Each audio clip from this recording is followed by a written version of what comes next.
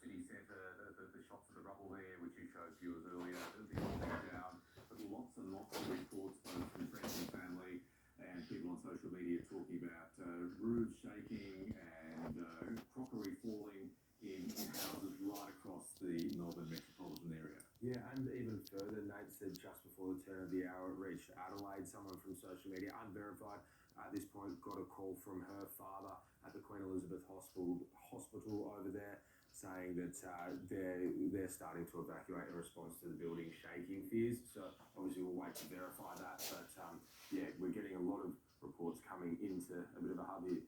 And just, I know we went through this before, but for people just tuning in, take us through what happened with you guys.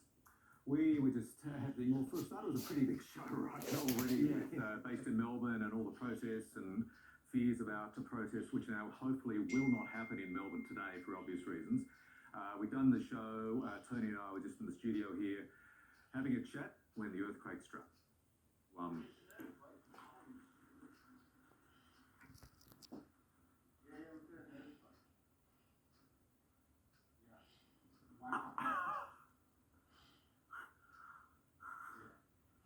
I've never had an earthquake in here before. Was that you laughing, Tony Armstrong? Yeah, look, yes. Yeah, I mean, it was This like, guy's a cool cat. No, I don't know about that, Jay. It was more of a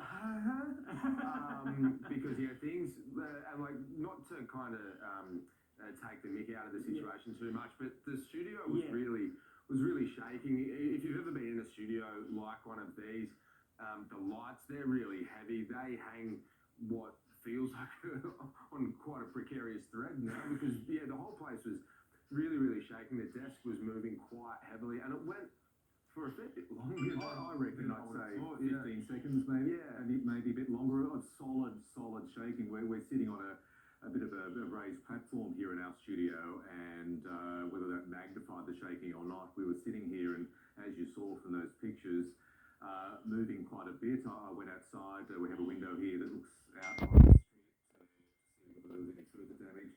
At the time, no, which is great, and that still appears to be the case here in Southbank. Actually, lots of reports centering on, we're showing our vision now of South Yarra and Melbourne. And that's not far from us here at all. No, not at That's all. about 1.5 kilometres from the studio itself. So yeah, just hopefully just structural damage and no one's hurt. We have a cafe here, street level cafe run by the fabulous Evan and Nick, flooded at the moment, all of a few metres away from us, behind us here in the studio. They have been flooded by people in neighbouring office blocks, and there are quite a few in this South Bank area here in Melbourne, told to leave their buildings, understandably. So there is still a bit of trepidation and fear abounding here this morning. Yeah, and I don't know if we've got Nate around at all, but yeah, it seems like a pretty significant revision down, Nate, from 6 to 4. I know usually when these come out, there's it feels like there's a revision of kind of 0.5 either way, but it sounds like this one, how significant is that revision? Actually, Joe, it's not a revision.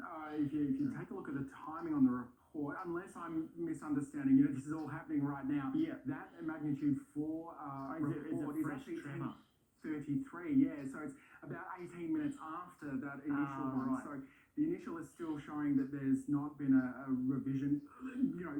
Let me say that we've just this is literally happening now. Yeah. The links are taking a little bit longer to update than personally I would like. There have been more than 20,000 reports to Geosciences Australia of the I felt this earthquake. This is how the seismograms look from the various stations around the nation. You can see quite that significant big just shake and shudder, and then obviously it's later as the stations get further away from the epicentre. Still at Mansfield, as far as we're aware right now, with that depth to 10 kilometres. I'm staying glued to this for you, Joe. Now, good news from our tsunami warning system. There hadn't been a report earlier, so we're saying we haven't had any reports of tsunamis now. No threat is the official word. So with it being so far inland, it'd be highly unlikely that there gets incredibly unlikely. But especially with an initial solution, it could be that the earthquake was felt, in several locations, or there were subsequent shudders that could have caused a problem. In this case, does not seem to be the situation. Okay, and just going to a bit more detail, a bit more explanation of what you got behind you there. So there are different stations, and the 77K is 129, 213. That's the distance from the epicenter, is it, or what's that? Yeah, that's the estimation of the distance from the epicenter at first glance, and time is what's happening along the x-axis here. So you can see the delay in those. I believe these are the P waves. I could be wrong. There are several types of waves that move through the Earth with earthquakes.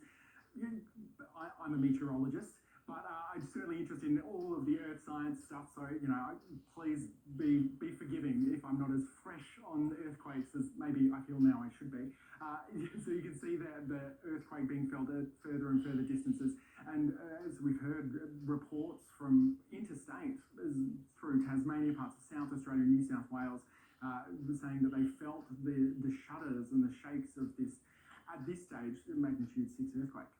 Yeah, and I guess the heartening news is that we were just speaking to the Mansfield Mayor, Mark Holston, who's on a farm in the area, and he says he ran outside because he was concerned about the structural integrity of his place when it happened, and the birds were all flying everywhere, and there was this huge rumbling across the valley.